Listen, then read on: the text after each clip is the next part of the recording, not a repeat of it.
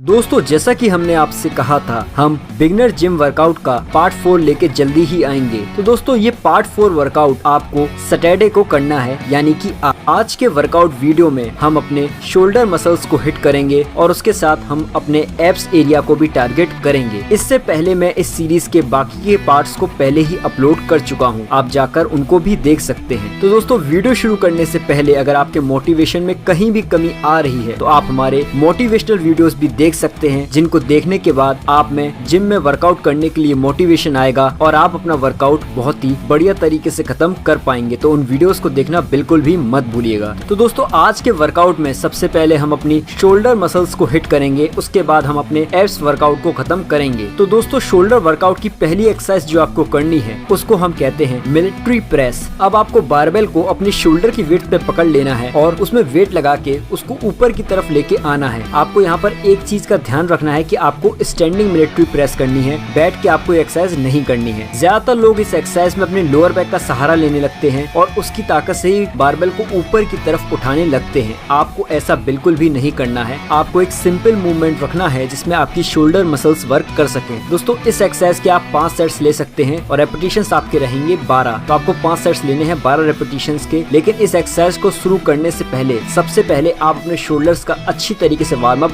जरूर कर लें, नहीं तो आपके इंजरी भी हो सकती है। रेस्ट आपका 1 मिनट का ही होगा। दोस्तों दूसरी एक्सरसाइज जो आपको करनी है उसको हम कहते हैं साइड लैटरल रेजेस। ये एक्सरसाइज आपके मीडियल डेल्ट्स को टारगेट करती है, यानी कि आपके मिडिल डेल्ट्स को टारगेट करती है। आपके जो शोल्डर का बीच का एरिया होता है उसको ये टारगेट करती है। इस एक्सरसाइज में भी लोग ज्यादा वेट लगा लेते हैं, ज्यादा भारी डंबल उठा लेते हैं। आपको हल्के से हल्के डंबल रखना है और लोअर बैक का बिल्कुल भी इस्तेमाल नहीं करना है। शोल्डर की ताकत से ही आपको डंबल को ऊपर लेके जाना है। आप इस एक्सरसाइज के 5 सेट्स कर सकते हैं। रेपिटेशंस इस बार रहेंगे आपके 15 और रेस्ट आपका रहेगा 1 मिनट का। दोस्तों अगली एक्सरसाइज जो आपको करनी है उसको हम कहते हैं bent over real dealt raises. अब आपको करना क्या है, आपको बेंट ओवर की पोजीशन में आ जाना है, मतलब अपने लोअर बैक को नीचे की तरफ झुकाना है अपनी बॉडी को। और आपको ध्यान ये देना है कि आपकी लोअर बॉडी कहीं से भी मुड़ी हुई नहीं हो, कहीं से भी बेंड नहीं हो, बिल्कुल स्ट्रेट पोजीशन में आपका लोअर बैक होना चाहिए। फिर आपको डंबल को ऊपर की तरफ लेके आना है। इस एक्सरसाइज में माइंड मसल कनेक्शन बहुत ज्यादा जरूरी होता है। तो जब भी आप इस एक्सरसाइज को करें तो आपको फील होना चाहिए कि आप रियल डेल्ट्स को अपने टारगेट कर रहे हैं। आमतौर पर रियल डेल्ट्स को लोग ज्यादा टारगेट नहीं करते हैं। इस एक्सरसाइज के भी आप 5 सेट्स कर सकते हैं। रेपिटेशंस आपके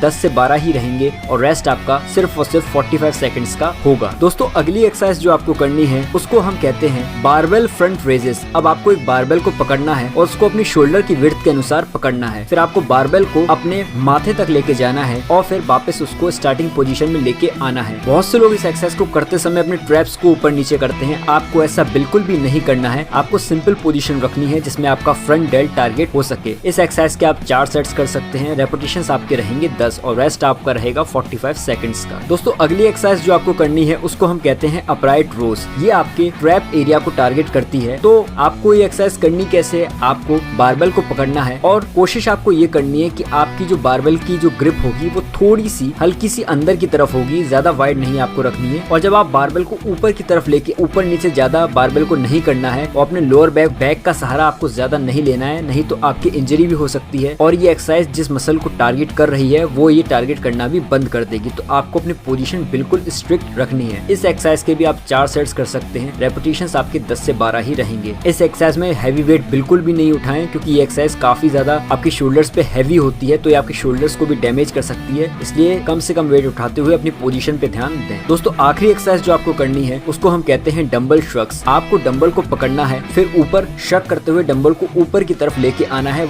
और वहाँ पर 2 सेकंड का आपको होल्ड लेना है। फिर आपको डंबल एकदम से नीचे की तरफ नहीं छोड़ना है, बल्कि स्लोली डंबल को नीचे लेके आना है। फिर आपको वापस स्टार्टिंग पोजीशन में जाना है। इस एक्सरसाइज के भी आप 4 सेट्स कर सकते हैं। रेपिटेशंस आपके 10 से 12 के बीच में ही रहेंगे और रेस्ट आपका इस बार 1 मिनट का हो जाएगा। दोस्तों ये था हमारा शोल्डर वर्कआउट। अब हम बात करते हैं एब्स वर्कआउट के बारे में। दोस्तों एब्स वर्कआउट में आपको जो पहली एक्सरसाइज करनी है उसको हम कहते हैं वेटेड क्रंचेस। तो दोस्तों ये एक्सरसाइज आपको करनी कैसे है, आप प्लेट पकड़ सकते हैं या आप डंबल को भी पकड़ सकते हैं। फिर आपको ऊपर की तरफ आना है और करीब 1 सेकंड का होल्ड लेना है, जिससे आप अपने एब्डोमिनल एरिया को फील कर सकें। फिर आपको वापस स्टार्टिंग पोजीशन में जाना है। इस एक्सरसाइज के आप 4 सेट्स ले सकते हैं। रेपिटेशंस आपके 12 से 15 के बीच में ही रहेंगे और रेस्ट आपका सिर्फ और सिर्फ 30 सेकंड्स का ही होगा। दोस्तों अगली एक्सरसाइज जो आपको करनी है उसको हम कहते हैं रिवर्स क्रंचेस। अब आपको सीधे लेट जाना है, फिर अपने पैरों को ऊपर की तरफ उठा के लाना है। इस एक्सरसाइज में आपको अपने एब्स मसल्स को फील करना पड़ेगा, तभी आपको अच्छे रिजल्ट्स दे सकती है। ये आपके लोअर एब्स को टारगेट करेगी, तो हो सकता है आपको स्टार्टिंग में थोड़ा बहुत पेन भी हो सकता है। इस एक्सरसाइज के भी आप 4 सेट्स कर सकते हैं। रेपिटेशंस आपके 10 ही रहेंगे, रेस्ट आपका 30 सेकंड्स का होगा। दोस्तों आखिरी एक्सरसाइज जो आपको करनी है उसको हम कहते हैं माउंटेन क्लाइंबर्स। अब आपको एक पुशअप पोजीशन में चले जाना है, फिर अपने घुटनों को आगे पीछे करना है। इस एक्सरसाइज में आपके रेपिटेशंस थोड़े ज्यादा हो जाएंगे। आपको 4 सेट्स करने हैं और रेपिटेशंस आपके रखने हैं 40। तो आपको 20 एक पैर से और दूसरे पैर से भी आपको 20 रेपिटेशंस करने हैं और रेस्ट आपका 45 सेकंड्स का ही होगा। तो दोस्तों इस वर्कआउट को आपको